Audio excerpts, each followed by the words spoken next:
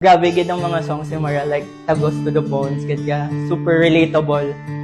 Actually, tanan nga songs niya, love ko. But there's one song na tumatak gid sa akon as her fan. Sana'y gawin ang lahat ng di ko nagawa. Kay, there were a lot of times that I feel empty.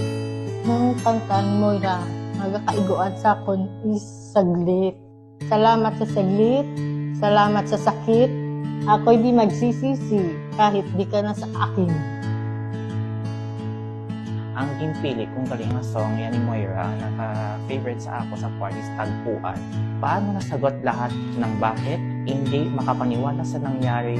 Paano mo naitama ang tadhana? Someday makakita ko na ng tadhana para sa ako. Super fan gid ko ni Moira, as in from Cavite to Bacolod. I always watch her. Kung niya maka-enjoy, makakanta ang concert ni Moira karon. Gusto ko yung sa mga with Moira at your fans.